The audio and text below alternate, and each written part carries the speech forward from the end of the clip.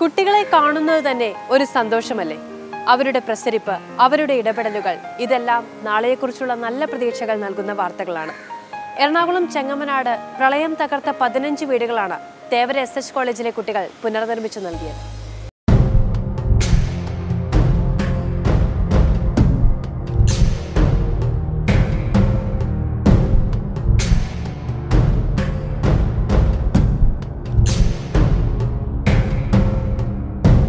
ആ ദിവസങ്ങളിൽ നിന്ന് നമ്മൾ മടങ്ങുകയാണ്.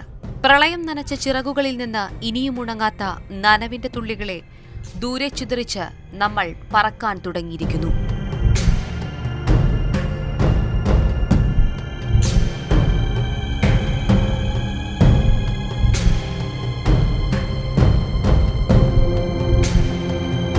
വിരുത്തിയിലെ 2 സെന്റ് കോളനിയിലെ മനുഷ്യരുടെ ജീവിതത്തിലേക്ക് പ്രളയമെത്തിയത് സർവസംഹാര ശേഷിയോടെയാണ്.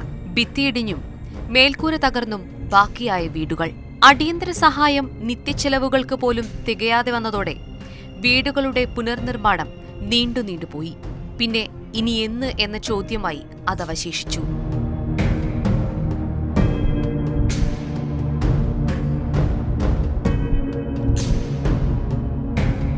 കോളനി അവിടേക്കാണ്. അവരുടെ ഇല്ലായ്മകളിലേക്കാണ് ആ കുട്ടികൾ കടന്നുവന്നത്. തേവര SH കോളേജിലെ NSS കൂട്ടായ്മയ്ക്ക് കീഴിൽ 150ഓളം വിദ്യാർത്ഥികൾ.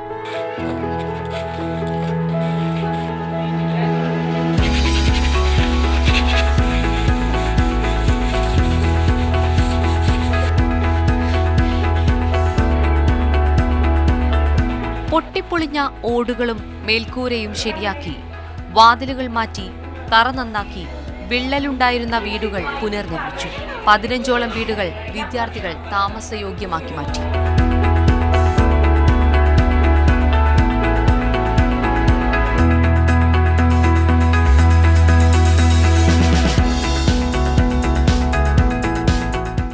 ഞങ്ങൾ ഈ കോളനിയിൽ ഒരു 13 വീടുകൾ ഈ ഫ്ലഡിൻ്റെതായിട്ട് തകർന്ന കുറേ വീടുകളുണ്ട്. അപ്പോൾ അതിൻ്റെ പാച്ച് വർക്ക്, അതായത് അത് സിമെൻ്റ് ഇടുക, റൂഫ് ശരിയാക്കുക, അങ്ങനെയുള്ള നമ്മൾ ചെയ്യുന്നു. അതിനോടൊപ്പം നമ്മുടെ മാനുവൽ ലേബർ കൊടുക്കുന്നു. നമ്മുടെ NSS വോളണ്ടിയേഴ്സ് അവർ പണിക്കാർ കയറുന്ന ടൈം മുതൽ അവർ ഇറങ്ങുന്ന ടൈം വരെ നമ്മുടെ കുട്ടികൾ ഞങ്ങളിവിടെ വർക്കിലുണ്ട്. ഫുൾ ടൈം അവർക്ക് സപ്പോർട്ടായിട്ട് ഇപ്പോൾ സിമെൻ്റ് എടുക്കുക, കല്ലെടുത്ത് കൊടുക്കുക, എന്നുവെച്ചാൽ ഇവിടെ നിന്നൊക്കെ കല്ലെടുത്ത് അങ്ങ് കൊണ്ടുപോകണം, അറ്റത്തെ വീട്ടിലേക്ക് കൊണ്ടുപോകണം. അപ്പം അങ്ങനെയുള്ള മാനുവൽ ലേബറാണ് ഞങ്ങൾ ചെയ്യണത്. 1 മാസത്തോളമാണ് കോളനി പുനർനിർമ്മിക്കാൻ കുട്ടികൾ വിയർപ്പൊഴുക്കിയത്. നിർമ്മാണ ജോലികൾക്ക് സഹായമായി തൊഴിലാളികളും നിർദ്ദേശങ്ങൾ നൽകാൻ അധ്യാപകരും കൂടെ ചേർന്നു.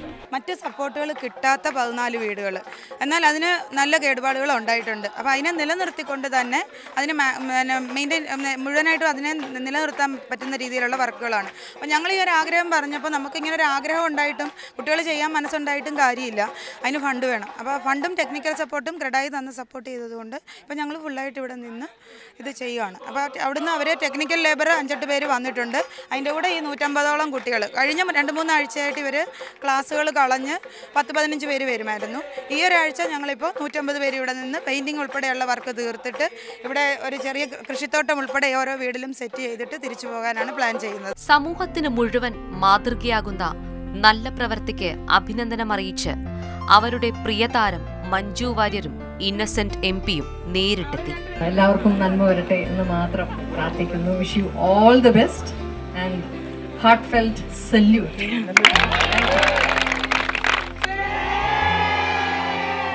പ്രളയശേഷമുണ്ടായ സാമ്പത്തിക പ്രയാസങ്ങൾക്കിടയിൽ സുരക്ഷിതമായ വീട് യാഥാർത്ഥ്യമായതിന്റെ സന്തോഷത്തിലാണ് കോളനിയിലെ മുഴുവൻ കുടുംബങ്ങളും.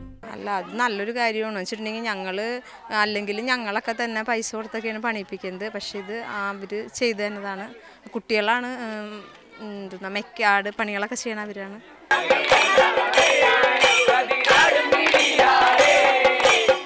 വീട് നിർമ്മാണത്തിനൊപ്പം പാട്ടും നൃത്തവുമായി വിദ്യാർത്ഥികൾ കുടുംബങ്ങൾക്കൊപ്പം ചേർന്നു. ഒരുമയുടെ സന്ദേശവും കൂട്ടായ്മയുടെ സന്തോഷവും പങ്കുവച്ചാണ് വിരുത്തിയിൽ നിന്ന് വിദ്യാർത്ഥികൾ മടങ്ങിയത്.